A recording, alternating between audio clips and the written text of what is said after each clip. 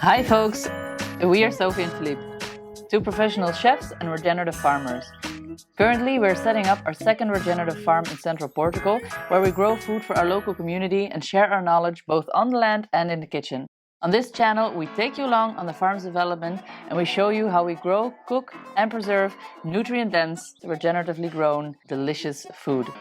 In a time where the food we're eating is literally killing us, the most powerful and impactful action one could take is to consume nutrient-dense, regeneratively grown, clean food. Let's grow it, let's cook it, let's do it. So it feels like forever since we gave you guys a good farm update. So that's what this episode is all about. So here we go. In this episode, we're going to go into the polytunnel and I'm going to show you guys what we've seeded, what we have transplanted, give you a little update on what's in the garden right now. And of course, we're going to get into that kitchen and make a delicious snack together. It hasn't been this sunny all week. So some of the images are going to give you a real good vibe on why we needed that sweet snack in the first place. Rainy days can be a bit gloom, but we're so happy that the water reservoir is filling up again. It has been a dry winter. Rain or no rain, at the end of January, beginning of February, we start seeding again. The flow of the season is always in movement, so come rain, come shine, seeds need to be seeded in order for the spring and summer garden to crush. We have meticulous methods to get our seedlings up and going. This involves the right substrate, levels of moisture in the soil, and the pressure we apply when making the trays. We also started using our soil press, a neat little manual tool that allows you to make little soil blocks, which takes away the tray using. This is great to avoid using too much plastic.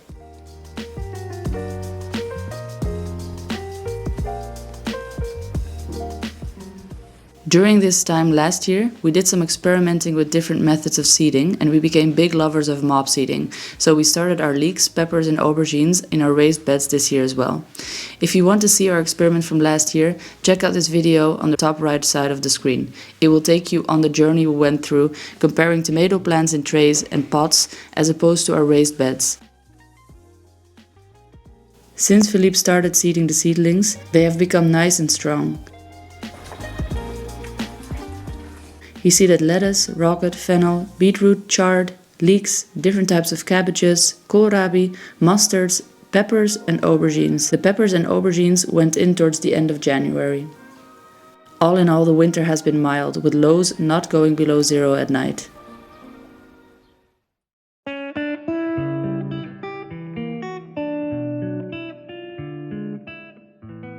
Because it has been quite wet these past weeks, and this is the time when grasses start their young growth, we placed our sheep in one of our sacrificial paddocks for a while. In order to give them a more balanced diet, we fed them some olive branches here and there. For the rest, they received a daily diet of hay, and they always have their mineral stone available. Philippe has decided to skip the pruning this year, so only a few trees got pruned in order to feed the sheep. We will take on the pruning during the next olive harvest.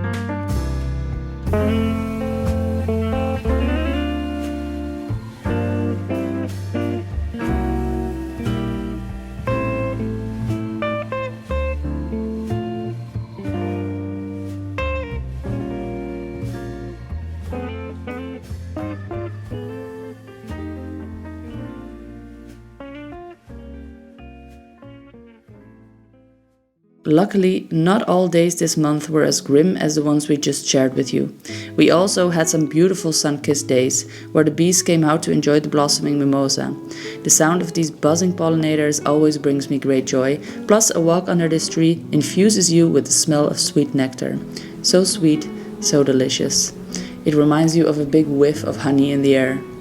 So when the sun came out, we took the opportunity and went out to start transplanting our first seedlings out into the garden.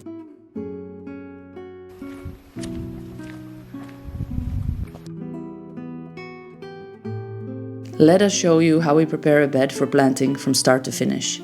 The last crop has already been taken out, and we have used a simple hoe to remove the few weeds that took hold during the cabbages that grew here. First, we move aside the irrigation hoses.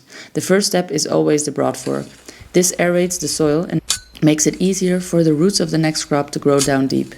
Broad forking is a method you use to aerate without turning over the soil. This ensures that all the little critters in your soil don't get destroyed and that animals that are living in certain earth layers don't end up in the wrong one, supporting a very healthy soil food web.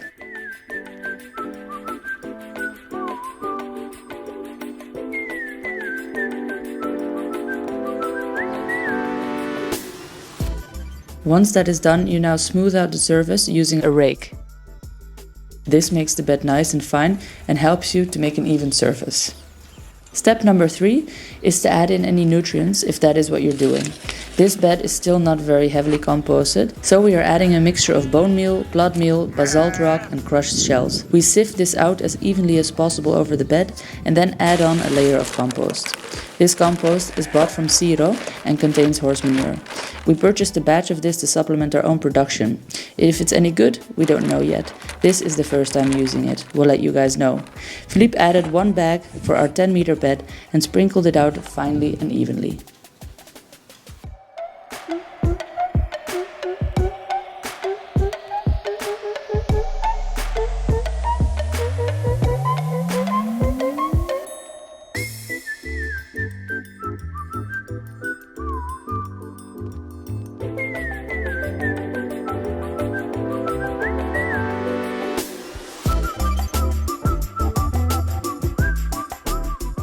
Next up, it's time to use the roller.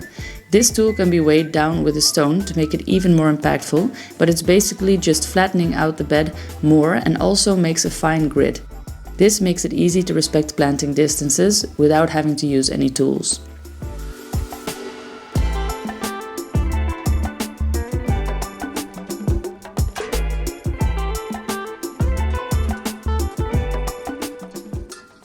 Once that is done, you can start planting.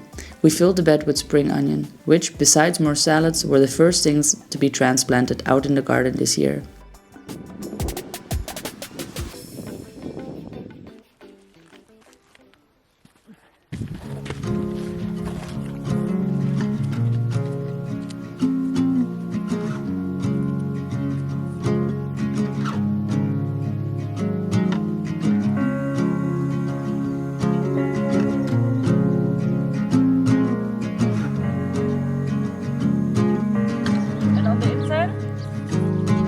Sunlight dances on the balcony as I wait for thee to come home.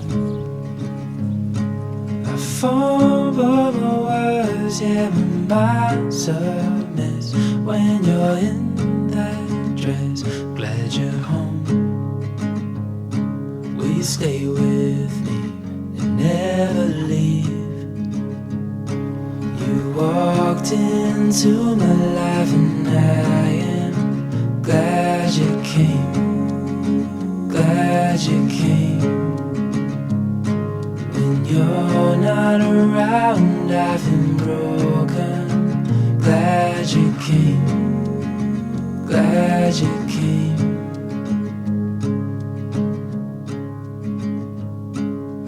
I was lost till I fell.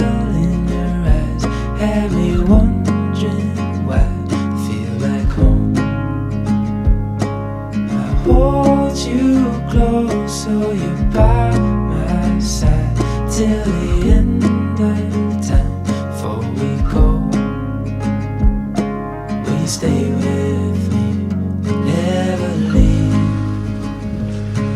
You walked into my life and I am glad you came, glad you came.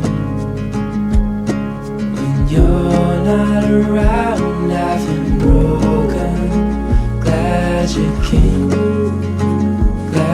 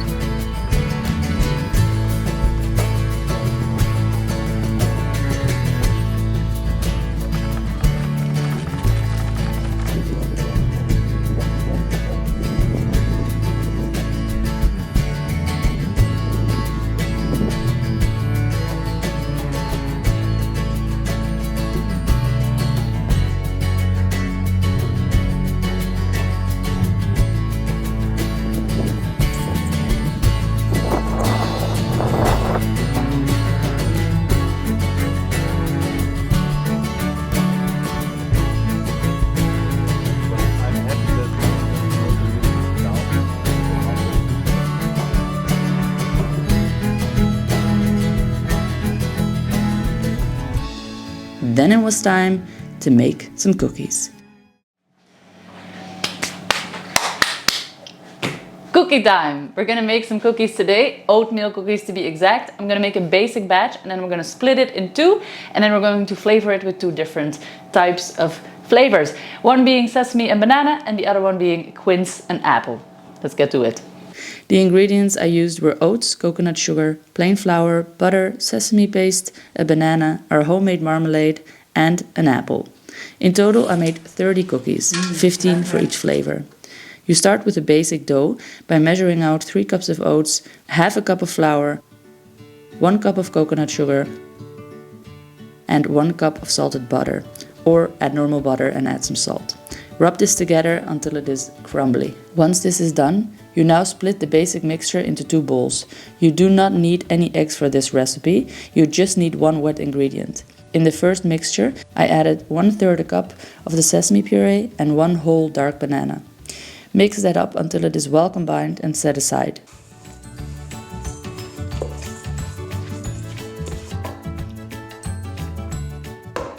Now, mix into the other half 3 big tablespoons of the quince marmalade and grate in 1 washed apple with the peel attached. Mix that up until it is well combined and then set aside.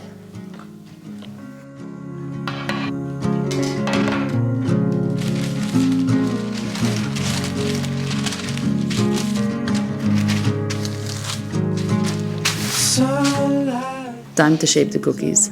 I lined 2 baking trays with grease paper, then I used a simple cookie cutter and a spoon to shape the individual cookies. This can be a bit tricky as the dough sticks a little.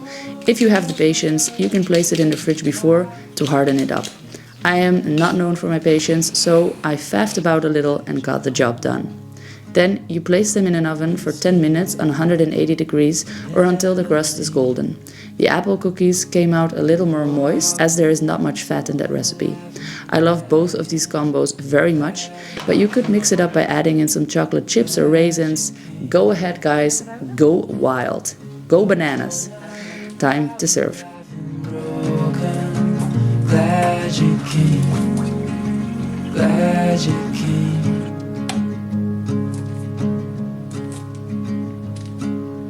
I was lost till I fell in your eyes, had me wondering why I feel like home. I hold you close so you're by my side till the end. Because the food always looks best in daylight and I want to show you actually how good it looked, I forced the family to enjoy tea time outside with me. It was a wonderfully fun but not super warm experience. The cookies were delicious. Glad you came, glad you came. When you're not around, I've been broken. Glad you came, glad you came, glad you came, glad you came, glad you came. And that was it guys. I hope that you enjoyed another episode. See you on the next one. The Farming Chefs. Peace out.